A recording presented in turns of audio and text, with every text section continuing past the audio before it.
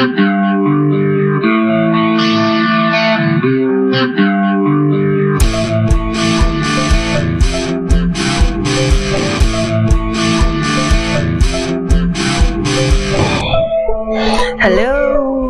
and welcome. My name is Ruth, and this is my channel, Forbidden Practices.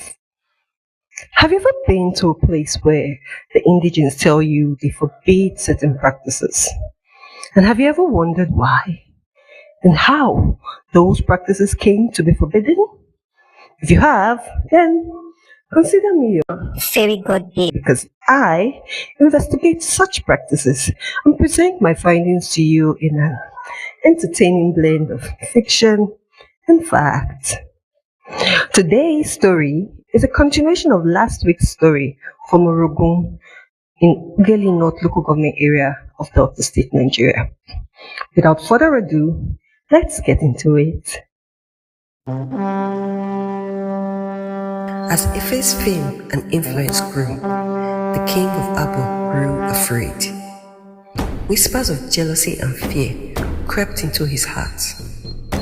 He sought counsel from his priests, who offered him a spell meant to drive Ife from the land.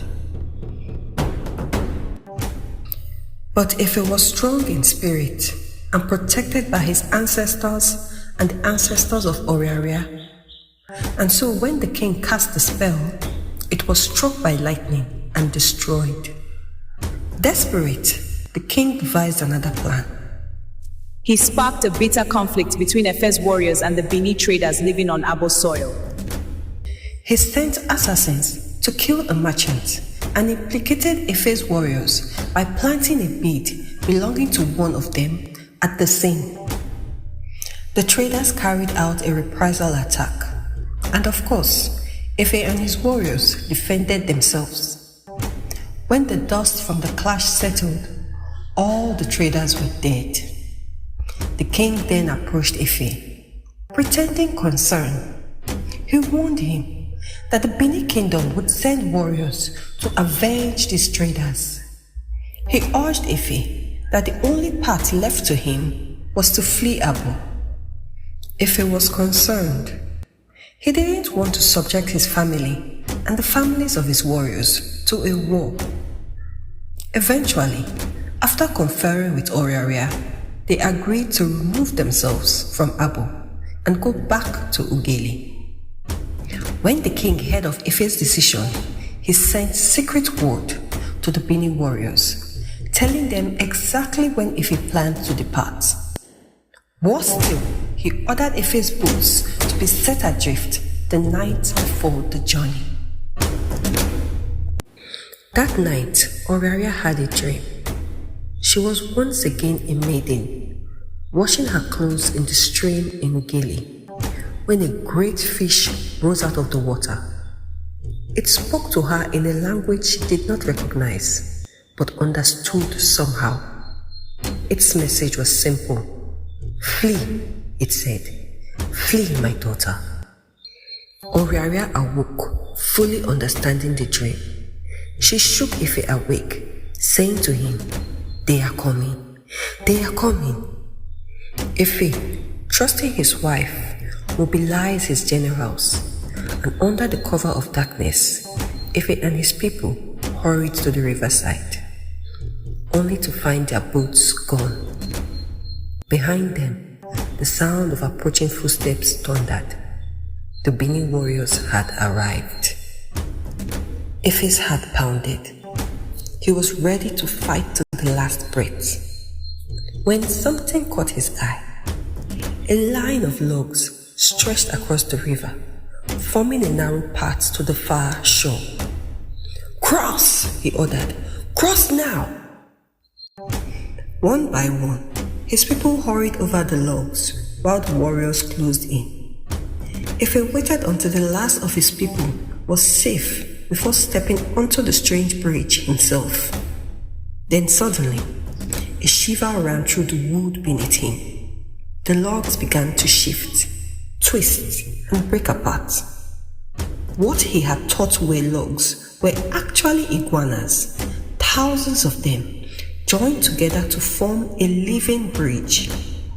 As soon as Ife reached the other side, the iguanas slipped into the water and disappeared, cutting off the Bini warriors from following. Ife fell to his knees, overwhelmed with gratitude. He understood that the ancestors had sent the iguanas to save him, Oriaria, and little Orogun.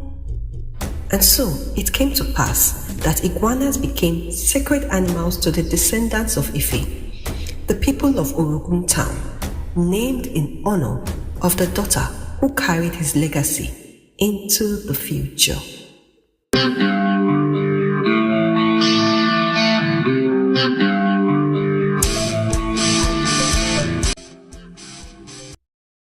I told you, didn't I say it?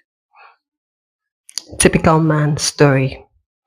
I mean, I don't want to rehash what I said last week. We ask God for help all the time. We cry, we plead. But then most times when He does send help, because it comes in a form that we have not defined as acceptable, we discard it and say, no, it couldn't be, it can't be. I mean, check out now, Oriaria having a dream where a fish speaks to her. And she wakes up not doubting, pretty sure that she's getting a message that is important to her life and her family's life. If not today, you dream that kind of dream, you go tell person, spirit husband, or you are, marine spirit, you be memo water picking. That is the go-to explanation. They will say go for deliverance. But call it what you want. Wasn't that God speaking through a dream to her? I mean, what came of her listening and believing in the message she got from her dream? Her family's life and her life was saved. The town of Orogun exists today because she didn't doubt, she didn't question the method. So I'm not calling out anybody's practice.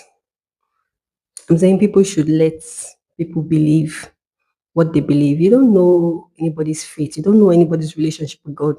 And frankly, we do not know God's relationship with anybody. So who are you to say no, that couldn't have been God talking to you? Devil they talk to you, it doesn't have God they talk to you. Who knows? The moral of the story for me is, you know what I want to say now. God is God. Oh.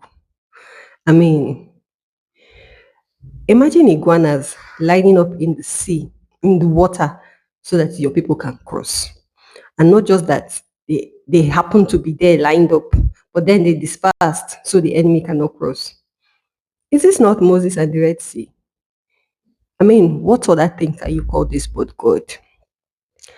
So yeah, the only thing I'm getting from this is that God comes through, even in the most impossible seeming ways. He comes through. And I know it's not so easy to just, tritely say, trusting God. Well, when your life seems like it's falling apart. But that's usually when He comes through the most. That's usually when His works shine through the brightest. So that's my take. If you agree with me, let me know down in the comments. If you disagree with me, if you disagree with me, also let me know down in the comments. If you have similar stories like this to share with us, feel free to drop it down in the comments. And until next week, it's bye-bye from me.